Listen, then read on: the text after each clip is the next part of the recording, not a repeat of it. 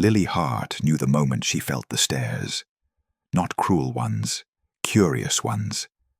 The kind people gave when something about you didn't quite fit the room you were standing in. She pulled her coat tighter around her body as she waited in line at the boutique cafe in Soho, silently praying the baby wouldn't kick again. 5 months wasn't supposed to be this obvious yet, but fear had a way of changing posture, of making you protective, of making your body announce what your mouth refused to say. The cafe smelled like burnt sugar and Italian roast. Floor-to-ceiling windows framed the grey February streets outside. People laughed over laptops. Conversations about art deals and startup funding filled the air. This was the kind of place where everyone looked like they belonged. Lily didn't. Not anymore. Lily? She didn't need to turn around. Evan Blake still said her name like he owned it, like it was stamped on a deed somewhere, filed away in his collection of things he'd conquered and discarded. She faced him anyway. His eyes flicked to her waist and stayed there too long. That calculating look, the one that used to make her shrink. "Wow," he said, laughing loud enough for the people behind him to hear. "You really fell apart after me, huh?" Conversations paused. Heads turned. Lily's face burned. "I mean," Evan continued, voice carrying across the marble counters and Edison bulbs, "I always told you discipline mattered. Guess you stopped caring." She wanted to disappear, to melt into the hardwood floors, to reverse time and choose a different coffee shop, a different city, a different life. Instead, she stepped aside, trying to slip past him toward the door. Evan stepped with her. "What happened?"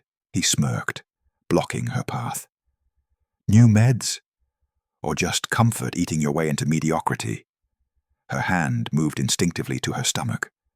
Protective, defensive. And that's when a man she hadn't seen in months stepped between them. "You're done," the man said quietly. His voice wasn't loud, wasn't aggressive, but it carried weight the way some voices do, the kind that didn't need volume because authority was already built into the syllables.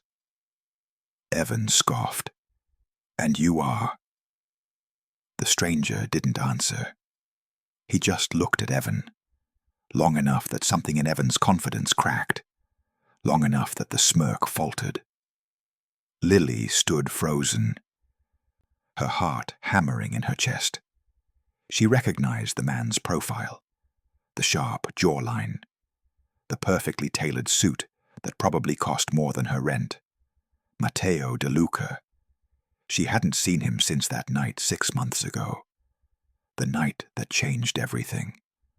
The night that created the life growing inside her. The night she'd tried to forget. Evan's jaw tightened. He opened his mouth to say something. Probably something cutting, something designed to reclaim control. But Matteo's hand lifted slightly. Just a gesture, barely noticeable. But Evan saw it, and he left. Just like that. Lily didn't know this man would change her life. She didn't know he was the father of her unborn child. And Evan Blake had no idea that the woman he was mocking, publicly humiliating in front of New York's brunch crowd, was carrying the heir to an empire that could erase him without leaving a trace. When Lily Hart walked into the boutique cafe in Soho, New York, she already felt exposed. The dress she wore wasn't tight, a flowing cream wrap dress that skimmed her body without clinging. But pregnancy had a way of announcing itself anyway. 5 months along, still hiding it from the world, still hiding it from him. She didn't expect to see Evan Blake. Her ex noticed her before she noticed him. He always did. Evan thrived on moments like this, public, unbalanced, humiliating. It was how he operated, how he'd always operated. She was 3 people deep in line when she heard his voice. Well, damn. Her stomach dropped. You really let yourself go. People turned. Coffee cups paused midair. The barista's hand froze on the espresso machine. Lily didn't move. Evan stood near the window seating, surrounded by 3 colleagues in tailored suits. They looked like Wall Street types, polished, smug, the kind of men who measured their worth in quarterly bonuses and Patek Philippe watches. His eyes dragged over her body with theatrical disgust. "I mean," Evan laughed, leaning back in his chair, spreading his arms wide like he was performing for an audience. "I knew you'd spiral after the breakup. But that's impressive." Heat crawled up Lily's neck. Her hands trembled. She tried to leave, tried to turn toward the door and escape before this got worse. But Evan stood, blocking her path. "Stress eating?" he said, stepping closer. "Or did you just give up completely?" The cafe had gone quiet. That awful, suffocating silence, where everyone pretends not to be listening while hanging on every word. Lily's throat tightened, her vision blurred at the edges. "Evan, please. Please what?" He tilted his head, mock concern dripping from his voice. "I'm just worried about you, Lil. You used to be, I don't know, put together. Now you look like you raided a maternity store." Her hand moved instinctively to her stomach, and that's when she saw the shift in his eyes. Recognition. Suspicion. Before he could speak, a shadow fell across the table. "Move."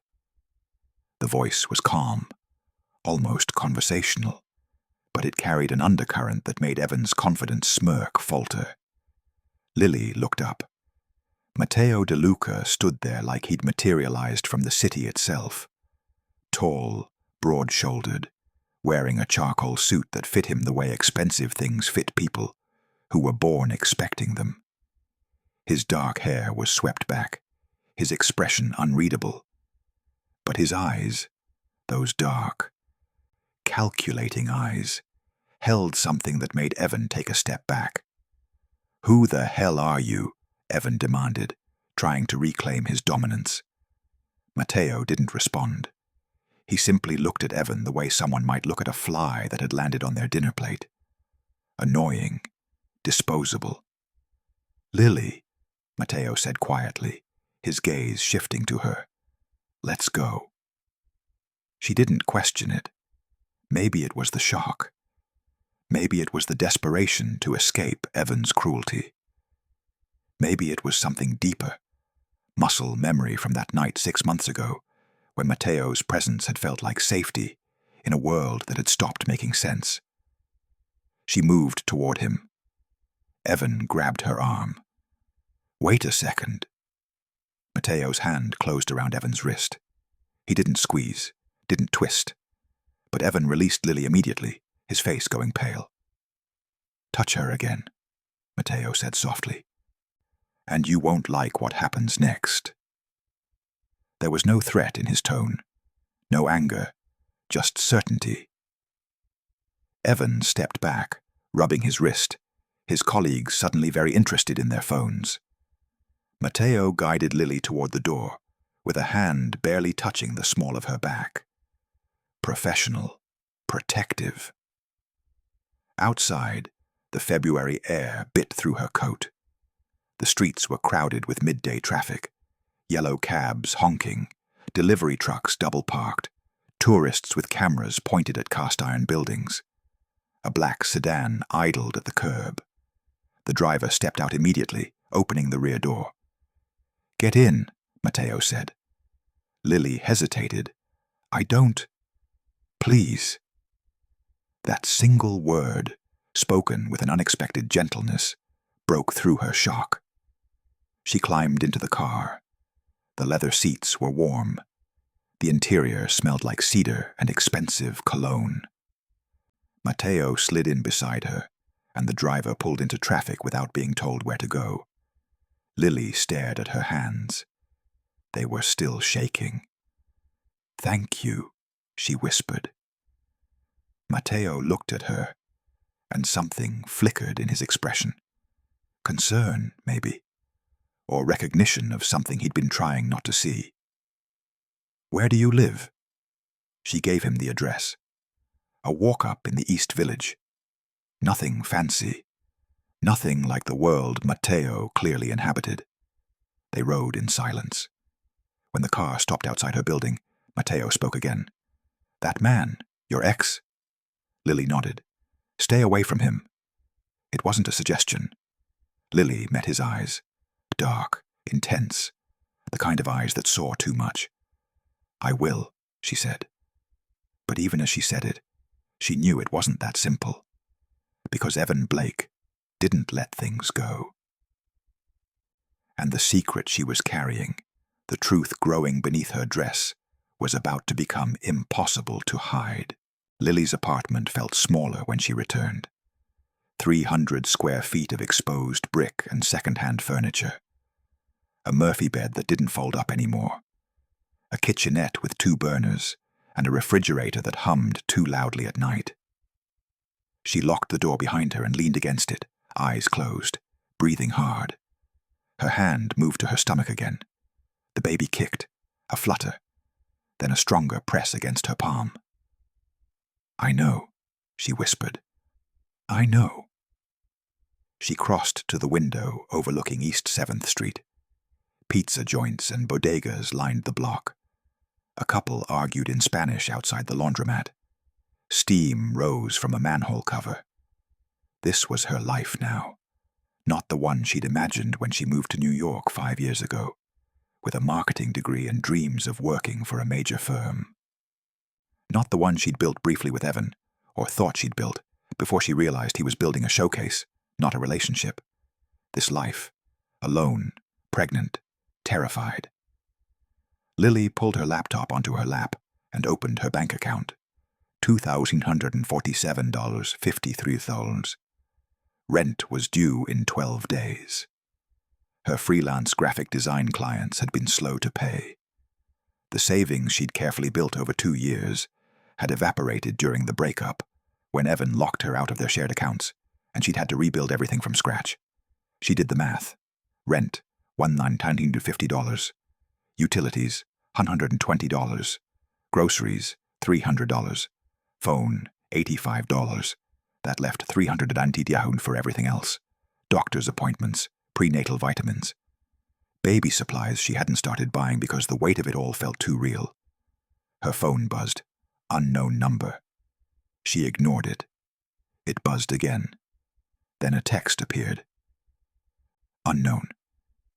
"You looked good today. Pregnancy suits you better than I expected." Her stomach turned. Evan. She blocked the number immediately, but the damage was done. He knew, or he suspected, and if Evan suspected something, he wouldn't stop until he confirmed it. Another kick. Lily placed both hands on her stomach, tears pressing behind her eyes. "Your father doesn't know about you," she whispered to the baby, "and I don't know how to tell him." Because Matteo DeLuca wasn't just some random man who'd helped her today. He was the man who'd saved her life 6 months ago. 6 months earlier. Lily had been walking home late after a client dinner in Midtown. The subway was down for maintenance, and she'd been too cheap to Uber. The streets were darker than usual. Scaffolding blocked most of the streetlights on 42nd. She didn't notice the 2 men following her until she turned onto a side street. "Hey, sweetheart." She walked faster. "Don't be rude." Footsteps quickened behind her. Panic spiked through her chest. She broke into a run, heels clicking against pavement. One of them grabbed her purse. The strap snapped. She fell, palms scraping concrete. "Phone, now." She fumbled for it, hands shaking. That's when a car pulled up. Black. Expensive. The kind that didn't belong on side streets at midnight. The door opened. Matteo stepped out. He didn't say anything to the men, just looked at them. They ran. Just like that. Matteo extended his hand to Lily. She took it, her knees scraped and bleeding, mascara probably smeared across her face. "You're hurt," he said. "I'm fine." She wasn't fine. He drove her to an emergency clinic, paid for everything. Waited while they cleaned her wounds. When they finished, he asked where she lived. She told him. He drove her home. She invited him up, not because she was trying to seduce him, but because she felt safe for the first time in months, and safety was a drug she hadn't realized she was craving. They talked until 3 a.m. About nothing, about everything, about cities and art and the strange loneliness of being surrounded by millions of people. And then, somewhere between exhaustion and gratitude and the intimacy of survival, they kissed. One night. That's all it was supposed to be. One night where Lily Hart felt seen, wanted, protected. She didn't know who Matteo De Luca really was. Didn't know about the empire he controlled, the power he wielded, the danger that followed his name. She only knew that when she woke up the next morning, he was gone. And 6 weeks later, she discovered she was pregnant. Back in her apartment, Lily closed her laptop and stared at the ceiling. She had to tell him. But how do you tell a man you barely know that he's about to become a father? How do you explain that you've been carrying his child for 5 months without reaching out? Her phone buzzed again. Different number. Unknown. We need to talk. Meet me tomorrow. 3 p.m. Balthazar, don't make this difficult. Even. Her chest tightened. Tomorrow would change everything. She just didn't know how much. Balthazar was packed. The Soho brasserie buzzed with the lunch crowd, models picking at salads, tech executives closing deals over steak frites, influencers photographing their food with professional lighting setups. Lily sat at a corner table, hands wrapped around a cup of peppermint tea she couldn't afford. Evan arrived 17 minutes late. He always did. Lateness was a power move, a reminder that his time mattered more than yours. He sat without greeting her, signaling the waiter for an espresso. "You look tired," he said. Not a question, a statement, an insult disguised as observation. "What do you want, Evan?" Direct. I like it. Very different from the woman who used to apologize for breathing too loudly. Lily's jaw tightened. She wouldn't let him bait her. Not today. Evan leaned back, studying her with that calculating expression she'd once mistaken for intelligence. "You're pregnant." Not a question, a fact delivered like an accusation. Lily said nothing. "How far along?" "That's none of your business." "Actually," Evan said, pulling a folded document from his jacket pocket, "it's very much my business." He slid it across the table. Lily stared at it without touching it. "What is this?" "Paternity claim. My lawyers drafted it this morning." Her blood went cold. "You're insane." "Am I?" Evan smiled, that thin, cruel smile she'd learned to fear. "We were together for 3 years, Lily. Lived together for 2. Broke up, 8 months ago? The timeline works, and unless you've been sleeping around more than I thought, the baby isn't yours. Prove it." Lily's hands trembled. She pressed them flat against the table to steady them. "I don't have to prove anything to you." "Actually, you do." Evan tapped the document. "New York law is very clear about unmarried fathers' rights. If I file this claim, you'll be required to submit to a paternity test, court-ordered, and when it comes back, showing I'm the father. It won't. I'll be entitled to joint custody, visitation rights, child support calculations based on my income." He paused, letting that sink in.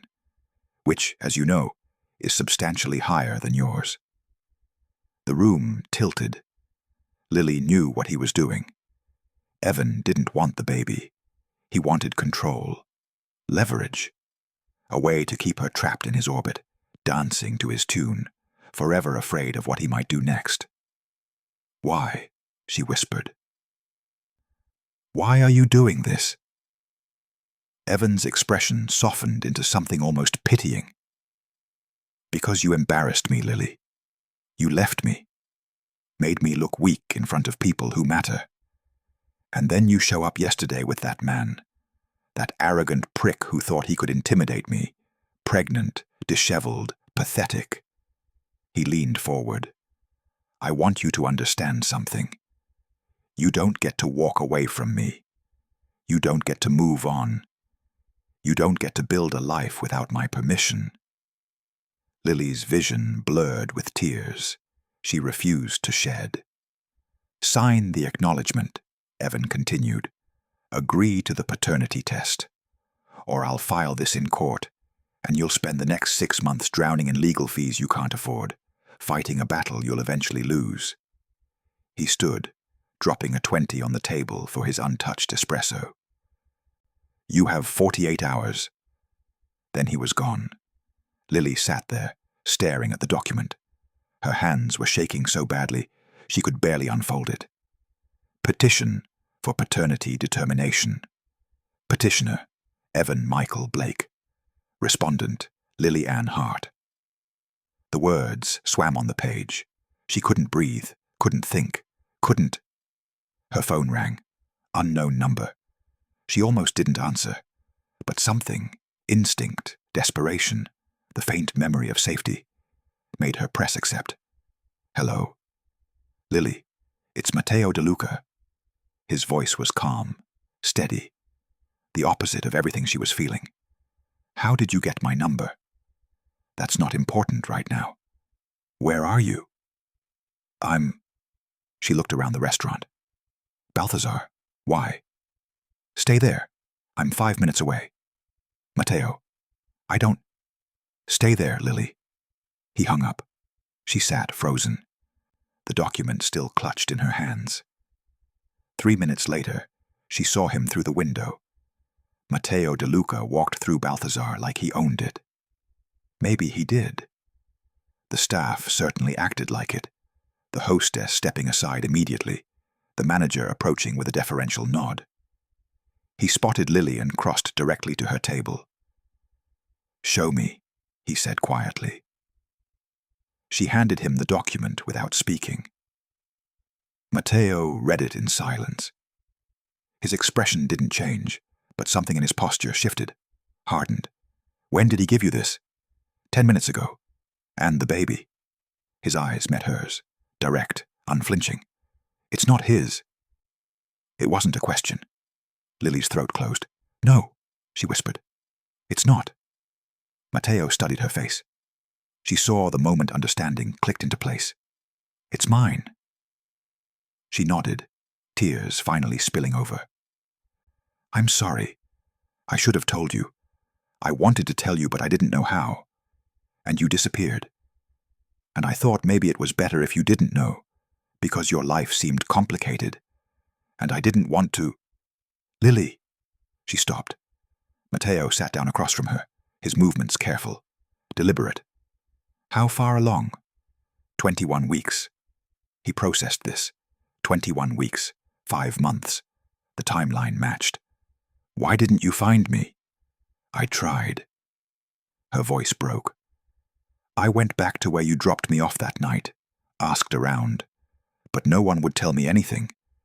And then I realized I didn't actually know anything about you, your last name, where you worked. I only knew your first name because you told the clinic staff." Matteo's jaw tightened. "And now your ex is claiming paternity. He doesn't believe it. He's doing this to control me, to punish me for leaving him. He's making a mistake." Something in Matteo's tone made Lily look up. His expression was calm, but his eyes held something darker, colder. "What are you going to do? What needs to be done?" He pulled out his phone, typed something quickly. "Don't sign anything. Don't respond to him. Don't communicate with him at all. He said I have 48 hours. He doesn't dictate timelines to you anymore. Matteo stood. I'll handle this. How? He looked at her, and for the first time, she saw something in his face that made her understand why Evan had backed down so quickly yesterday. Power, not loud, not showy, but absolute. Trust me, Matteo said. And despite everything, despite knowing almost nothing about this man, despite the impossibility of the situation, despite the fear that had been her constant companion for months, Lily did. Matteo De Luca's office occupied the entire 42nd floor of a building in the financial district, with views that stretched across Manhattan, Brooklyn, and New Jersey. Lily had never been anywhere like it. Floor-to-ceiling windows, minimalist furniture that probably cost more than her annual salary, art that belonged in museums, a silence so complete it felt engineered. Sit, Matteo said, gesturing to a leather chair near his desk. Lily sat. He moved to the window, hands in his pockets, staring out at the city like he was calculating its worth. I need to know everything, he said without turning around. About your ex, about the pregnancy, about why you didn't find me. So she told him. All of it. Meeting Evan 3 years ago at a marketing conference. The whirlwind romance that felt more like an audition. Moving in with him after 6 months. The slow erosion of her confidence as he criticized everything, her clothes, her friends, her career choices, her laugh, the way she ate, the way she breathed. The breakup 8 months ago when she'd finally found the courage to leave. The assault she'd nearly suffered the night Matteo saved her. The pregnancy test 6 weeks later that had turned her world inside out. Matteo listened without interrupting. When she finished, he turned from the window. Evan Blake works at Garrison Capital, he said. It wasn't a question. Yes, he's a portfolio manager. Not anymore. Lily blinked. What? As of 40 minutes ago, Garrison Capital terminated his employment. How do you... I made a phone call. The casualness of it struck her like a physical blow.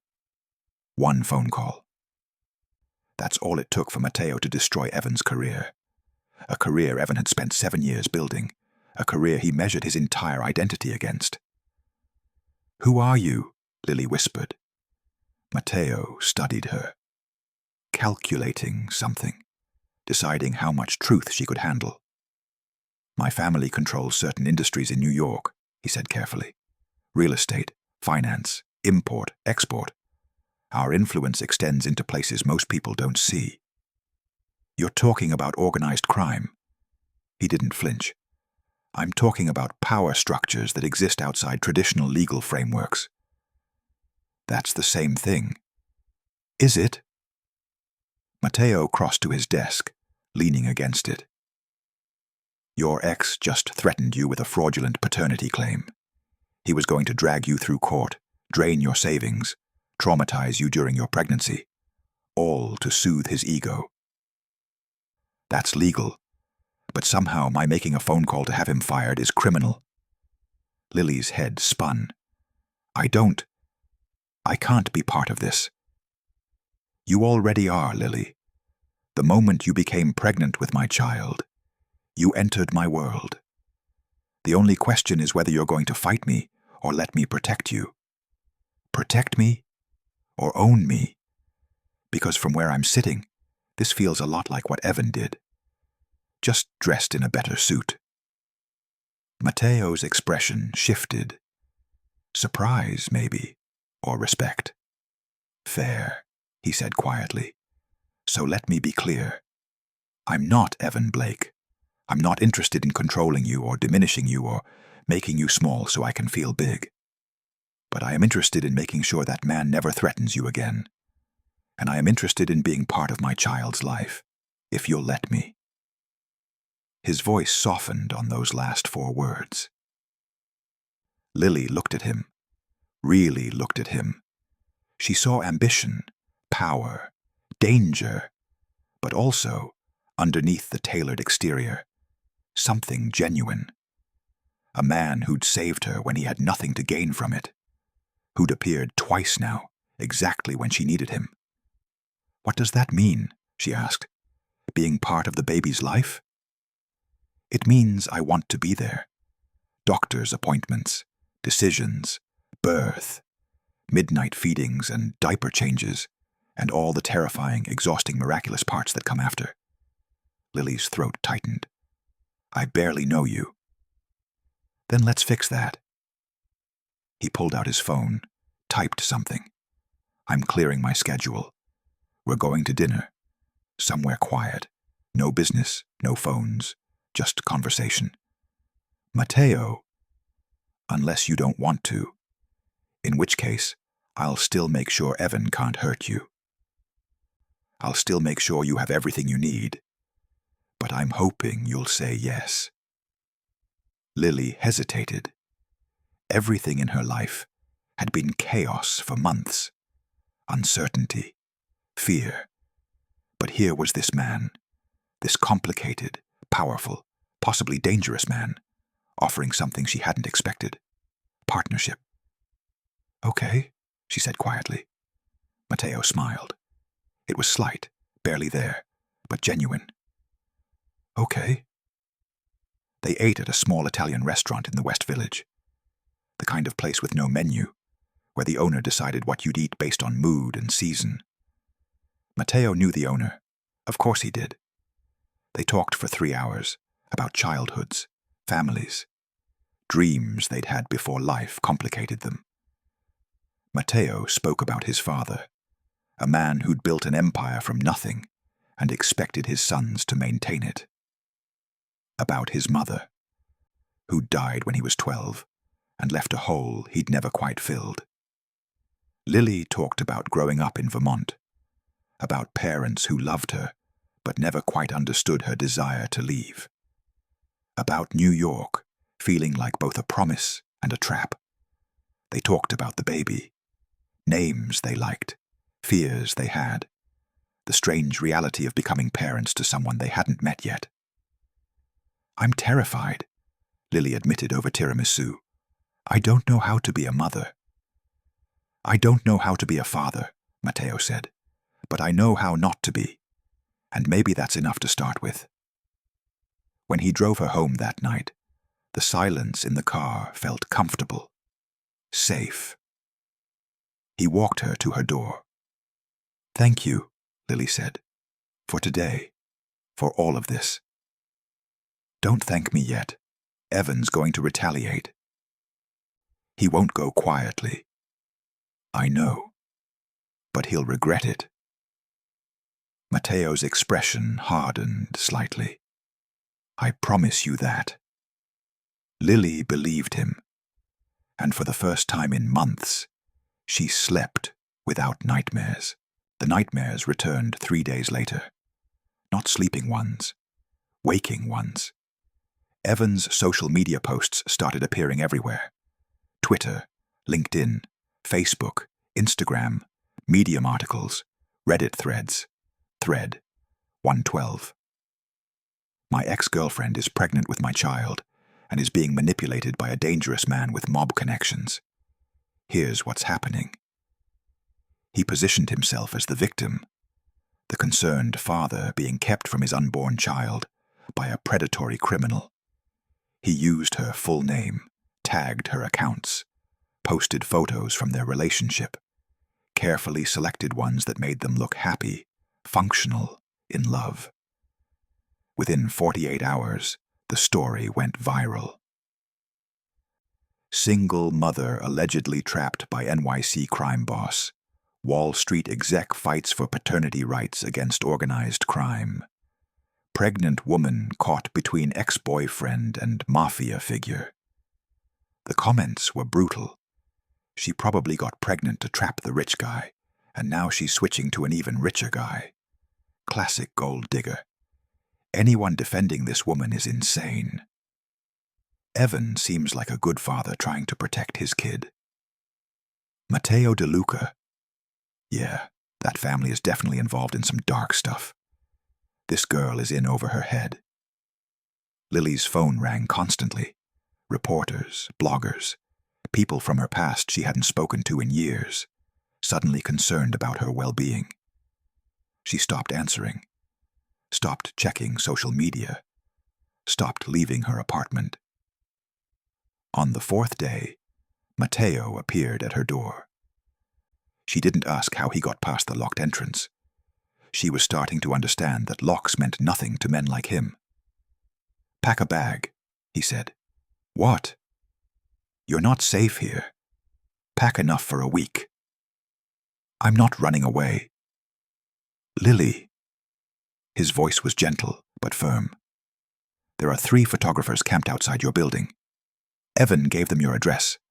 This is going to get worse before it gets better. Let me help." She looked at her tiny apartment, her refuge, her independence. Then she looked at Matteo, and she packed. The penthouse occupied the top 3 floors of a building in Tribeca. Lily stood in the foyer, more like a gallery than an entrance, and felt very small. "Guest room is upstairs," Matteo said. "Second door on the left. Bathroom attached. Anything you need. Ask Marco." He gestured to a man in his 50s who'd appeared silently from somewhere. "He manages the house." "Manages the house," Lily repeated faintly. "It's 12,000 square feet. Someone has to." She followed Marco upstairs. The guest room was larger than her entire apartment. Floor-to-ceiling windows overlooking the Hudson River. A bed that looked like it belonged in a luxury hotel. Art she was afraid to look at directly. "Mr. De Luca asked me to arrange meals suitable for pregnancy," Marco said. "If you have preferences or restrictions, please let me know." Thank you." Marco nodded and left her alone. Lily sat on the bed, overwhelmed. This wasn't real. This couldn't be real. But it was. That night, Matteo insisted she join him for dinner. Not a date, just dinner. 2 people eating food in the same space. "Tell me about your work," he said over grilled salmon and roasted vegetables. "I'm a freelance graphic designer, mostly branding for small businesses. Logo design, website layouts. It pays the bills, barely." "You're good at it?" "I'm adequate." "That's not what I asked." Lily paused. "I used to be good, before Evan. He convinced me I wasn't, that I was wasting time on a hobby career instead of finding something serious." "And you believed him?" "For a while." Matteo set down his fork. "Show me your portfolio." "It's not." "Show me." So she did. Pulled up her website on her phone. Designs she'd created before Evan, before self-doubt, before she'd started second-guessing every creative instinct. Matteo scrolled through silently. "This is good," he said finally. "Better than good. This is professional-level work." "Why are you undercharging?" "What?" "These prices." He pointed at her rates page. "You're billing like an amateur, like someone who doesn't believe their work has value." Lily felt heat creep up her neck. "I need clients. If I charge too much, you'll attract better clients, the ones who pay on time, who respect your expertise, who don't nickel-and-dime revisions." He handed her phone back. "Double your rates. Tomorrow." "I can't just—" "You can, and you will, because you're about to become a mother, which means you need financial stability, and you're too talented to keep working for people who don't value talent." Something in Lily cracked, not broke, opened. When was the last time someone had looked at her work and seen value instead of flaws? "Okay," she whispered. "Okay." Later, as she lay in the impossibly comfortable guest bed, staring at the ceiling, Lily realized something. Matteo was showing her power, Not his power, her power. The kind she'd had before Evan systematically dismantled it. And maybe, just maybe, she could rebuild it. 3 weeks passed. Lily doubled her rates, lost 2 clients who'd been exploiting her anyway, gained 5 new ones who paid on time and respected her expertise. She attended doctor's appointments with Matteo, saw her daughter on ultrasound. Yes, daughter. They'd found out during the 24-week scan. A girl, Matteo had said, his voice rough with emotion. Lily had cried. He'd held her hand, but the change went deeper than work and appointments. Matteo introduced her to his lawyer, a sharp woman named Gabriella Romano, who looked at Evan's paternity claim and laughed. "This is garbage," Gabriella said. "Poorly written, legally unsound, and filed by an attorney who barely passed the bar exam. We'll have it dismissed in 3 weeks." "What about the press?" Lily asked. "Let them talk. We'll release a statement when we're ready. On our terms, not his." Matteo also introduced her to his sister, Sophia. Sophia De Luca was everything Lily wasn't: confident, sharp-tongued, effortlessly elegant. She ran the family's real estate portfolio and treated negotiation like a blood sport. "So you're the one carrying my niece," Sophia said over lunch at Nobu. Yes." "Good. My brother needed someone to shake him out of his perpetual control freak mode. You're doing great." Lily laughed despite herself. Sophia became an unexpected ally. She taught Lily how to navigate the society pages, how to respond to invasive questions with polite deflection, how to dress for power instead of invisibility. "You're not hiding anymore," Sophia said during a shopping trip to Fifth Avenue. "You're pregnant. Own it. Make them uncomfortable with how unbothered you are." Lily tried on a dress that actually fit her changing body. Emerald green, elegant without being modest, gorgeous without apologizing. "Better," Sophia approved. But the real transformation happened in Matteo's gym. The penthouse had a full training facility, boxing bags, weights, mats, a space that smelled like leather and effort. "I want to learn," Lily said one morning. Matteo looked up from the weight bench. "Learn what?" "How to fight." He studied her. "Why?" "Because I'm tired of being afraid. Because I want to feel strong. Because if I'm going to be part of your world, even tangentially, I need to know how to protect myself." Matteo stood, walked over to her. "You sure?" "Yes. This won't be easy. I don't want easy. I want strong." So they trained, every morning. Before breakfast, before work, before the world demanded their attention. Matteo taught her basic self-defense, how to break a grip, where to strike if someone grabbed her, how to move her body with purpose instead of panic. "Don't just throw a punch," he said. "Throw it like you mean it." Lily's fist connected with the bag. It barely moved. Again. She hit it harder. Again. Harder still. Like you're hitting everyone who ever made you feel small. This time the bag swung. She hit it again, and again, and again. Until sweat soaked through her shirt, and her knuckles ached, and something inside her loosened. "Better," Matteo said quietly. They stood there, breathing hard, and Lily realized she'd been crying. "I was so weak," she whispered. "With Evan, I let him say things, do things. I just took it." "You weren't weak. You were surviving. There's a difference. I don't want to survive anymore. I want to live." Matteo stepped closer, close enough that she could see gold flecks in his dark eyes. "Then live, Lily. Stop asking permission. Stop waiting for someone to tell you you're allowed." Their faces were inches apart.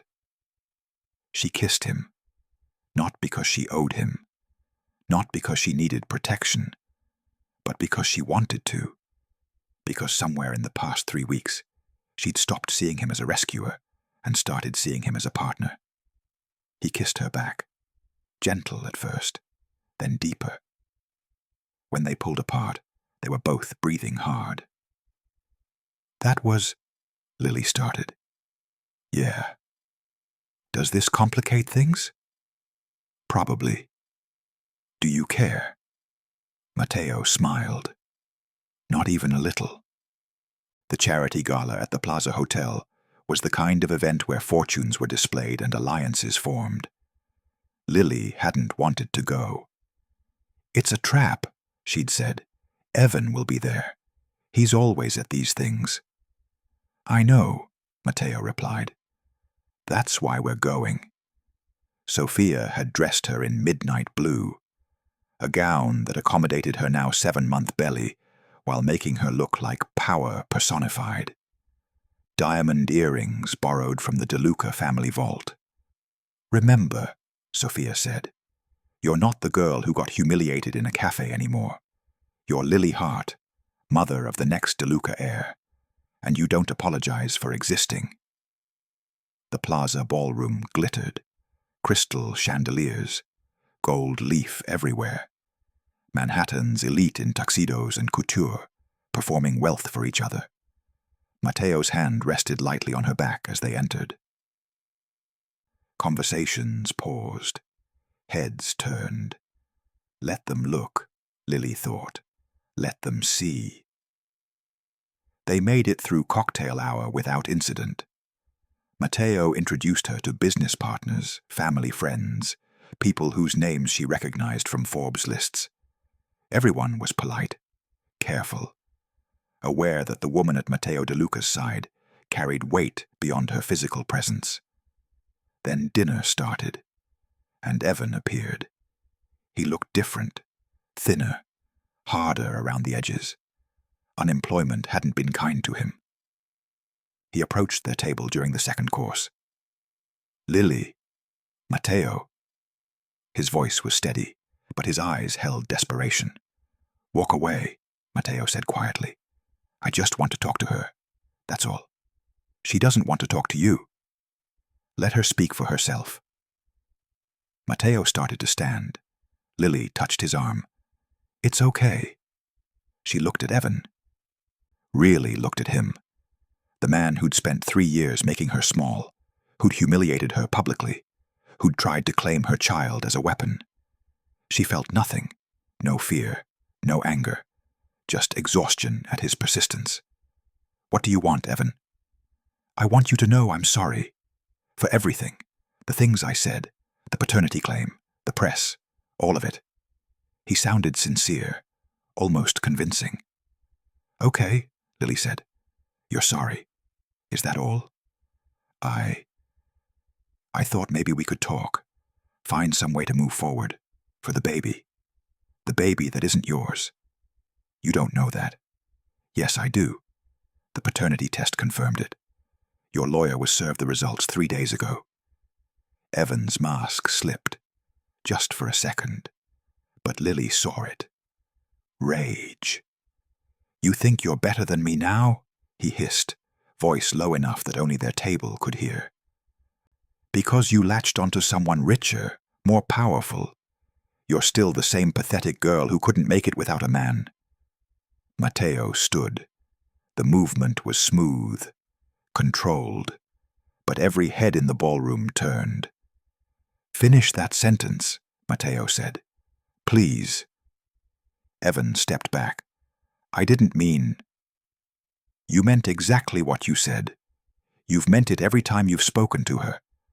And now you're going to listen while I explain something you should have understood months ago." Matteo's voice was calm, almost conversational, but it carried across the ballroom like a death sentence. "Lily Hart doesn't need me to protect her. She doesn't need me to validate her. She doesn't need me to give her worth. She has all of those things already. What I provide is consequence. The consequence that comes to men who think women are property to be controlled and discarded." He took a step closer to Evan. So here's what's going to happen. You're going to leave this event. You're going to leave New York. And you're never going to speak to, about, or near Lily again. If you do, if I see your name in a search alert, if you post one word about her online, if you even breathe in a way that suggests you're thinking about contacting her, I will end you. You can't. I can, and I will. Not because of what you did to her, though that would be reason enough, but because you're teaching the next generation that cruelty to women is acceptable. And I won't have my daughter growing up in a world where men like you feel safe. Silence. The entire ballroom was watching now. Evan looked around, saw the stares, saw his remaining social capital evaporating in real time. He turned and left. Lily released a breath she didn't know she'd been holding. Matteo sat back down, adjusting his cufflinks like he'd just ordered coffee. That was, Lily started, necessary. I was going to say impressive. He smiled slightly. That too. Later, as they drove home through the empty Manhattan streets, Lily stared out the window. He'll try again, she said quietly. I know. And you'll stop him. I will. She turned to look at him. Why? Because you deserve safety. Because our daughter deserves safety. And because some men only understand one language. Power. Consequence. Power is just the tool. Lily nodded. She was learning the difference. Power was what you had. Consequence was what you did with it. And maybe, just maybe, she was starting to understand how to wield both. Evan Blake's world collapsed in stages. The media picked up the Plaza Hotel confrontation. Someone had filmed it.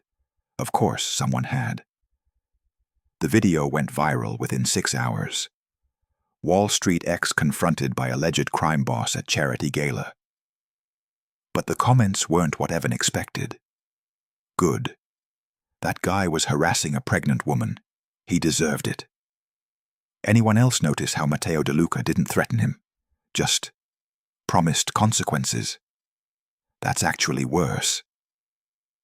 Evan Blake has been posting non-stop about this woman for weeks. Dude is unhinged. The narrative shifted. People started digging, finding Evan's previous social media posts about Lily, noticing the pattern, the controlling language, the subtle cruelty disguised as concern. Then Gabriella Romano released a statement. Concise, professional, devastating. Paternity test confirms Evan Blake has no biological connection to the child. His continued harassment constitutes stalking under New York state law. Legal action pending. The lawsuits started. Defamation. For the social media posts claiming Matteo was involved in organized crime without evidence. Harassment. For the obsessive posting about Lily. Fraud. For the false paternity claim. Evan's lawyer withdrew. Then his backup lawyer. Then the lawyer after that. No one wanted to represent him. Not against the De Luca family's legal team. His apartment in Williamsburg. Turns out his landlord was connected to the De Luca real estate portfolio. Lease terminated. 30 days notice. His gym membership cancelled. His country club access revoked. The board of directors at Garrison Capital released a statement clarifying that Evan had been terminated for cause, not corporate restructuring as he'd claimed. One by one, the structures of his life collapsed. Not because Matteo ordered it, but because power, once displayed, has momentum. People who'd tolerated Evan's behavior suddenly found excuses to distance themselves. Invitations dried up. Phone calls went unreturned. Lily watched it happen from a distance. She didn't feel satisfaction, just exhaustion, and maybe pity. He did this to himself, Sophia said, during one of their now regular lunches. I know. Do you, though? Because you look guilty. Lily pushed her pastor around. I keep thinking about who he used to be, or who I thought he was, before everything. That person never existed, Lily. You fell in love with a performance. This? Sophia gestured vaguely. This is who he always was. You just finally have the distance to see it. Maybe she was right. 3 weeks after the gala, Evan left New York. No announcement, no dramatic exit. Just gone. Lily found out through a mutual acquaintance's Instagram story. Evan at LAX, looking hollow. She blocked the account. That night, as she sat in the penthouse library, reading pregnancy books, Matteo found her. He's gone, she said without looking up. I know. Did you make him leave? No. He made that choice himself. I just made staying uncomfortable. Lily closed the book. Is that how your world works? Making things uncomfortable until people do what you want? Matteo sat beside her. Sometimes. But only with people who use discomfort as a weapon first. Evan spent years making you uncomfortable. Making you small. I just returned the favor. It feels like revenge. It's not. Revenge is emotional. This was strategic removal of a threat. And if he comes back, he won't. Because now he knows what happens when he crosses certain lines. That knowledge will protect you better than any restraining order. Lily leaned into him. 8 months pregnant now. Tired, heavy, ready. I want her to grow up safe, she whispered. She will. How can you promise that? Because I've built something that makes safety possible. Not guaranteed. Nothing's guaranteed. But possible. And I'll keep building it. For her. For you. Lily looked up at him. You're a good man pretending to be a bad one. Or a bad man trying to be good. Depends on the day. She laughed. Fair. They sat in comfortable silence. Outside, Manhattan glittered. Inside, their daughter kicked against Lily's ribs. Everything was about to change. But for the first time in 9 months, Lily wasn't afraid. Isabella Maria De Luca was born on a Thursday morning in April. 7 pounds, 4 ounces. Dark hair. Eyes that would probably be brown like her father's. Lungs that announced her arrival to the entire maternity floor. Lily held her daughter and felt the world reorganize itself. This was what mattered. Not revenge, not power, not the empire or the lawsuits or the social media narratives, just this. A tiny human who trusted her completely. Matteo stood beside the hospital bed, looking at his daughter like she was made of glass and miracles. She's perfect, he whispered. She is. I have no idea what I'm doing. Me neither. Good. We'll figure it out together. Sophia arrived an hour later with flowers, baby clothes, and unsolicited advice. She has the De Luca chin, she declared. Poor thing. She'll be stubborn as hell. Like her aunt, Matteo said. Exactly. Over the next 3 days, the penthouse transformed. A nursery that Sophia had been secretly preparing. White furniture, soft lighting. A mobile that played Italian lullabies. Lily moved through it in a sleep-deprived haze, feeding, changing, learning Isabella's different cries and what each one meant. Matteo was there for all of it. 2 a.m. feedings, diaper disasters, the terrifying first bath where they both panicked over head support.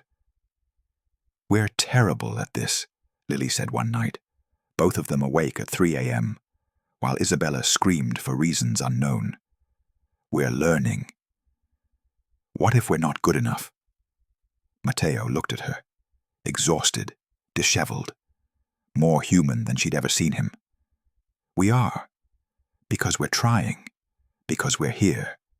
Because she's loved. That's all any parent can really promise. Isabella finally fell asleep at 3:47 a.m. They collapsed on the couch, too tired to move to bed. "Lily," Matteo said quietly. Marry me." Her eyes opened. "What?" "Marry me.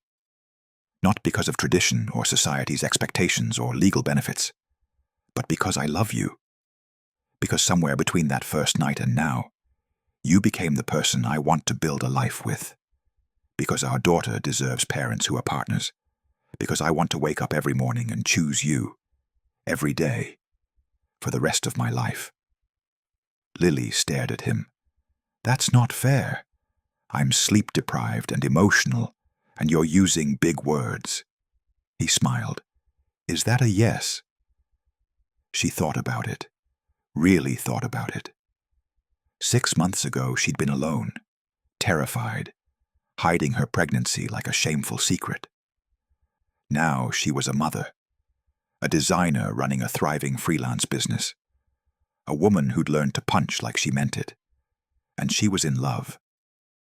Not the desperate, codependent love she'd had with Evan, but something steadier, stronger, built on respect and partnership, and the kind of trust that only came from surviving hard things together. "Yes," she said, "but I'm keeping my name. Wouldn't have it any other way. And I'm not moving again. I like this place, but I want us to find somewhere together. Make it ours. Done. And I'm still working, still building my business. I'd be disappointed if you didn't. And you have to promise me something. Anything. That you'll never use power to make me small. That you'll disagree with me, and challenge me, and treat me like an equal, even when it's uncomfortable." Matteo took her hand. "I promise, and you have to promise me something." "What?" "That you'll call me out when I'm wrong. That you'll push back. That you won't let me fall into old patterns just because they're comfortable. Deal." They shook on it like business partners, then kissed like lovers. Isabella started crying again. "I've got her," Matteo said, standing. Lily watched him walk to the nursery. This powerful, dangerous, complicated man, cooing at a 7-pound baby like she was the only thing in the world that mattered. Maybe she was. 6 months ago, Lily Hart had been humiliated in a cafe, broken by an ex who saw her as property, terrified and alone and pregnant. Now she was engaged to a man who saw her strength, mother to a daughter who would grow up knowing her worth wasn't negotiable, building a life that was hers, not borrowed, not performed, but authentically hers. The road here hadn't been easy, but standing in the penthouse at 4 a.m., listening to Matteo sing Italian lullabies to their daughter, Lily realized something. She'd survived. More than that, she'd become strong, not because someone gave her permission, but because she'd taken it, and that made all the difference. The end.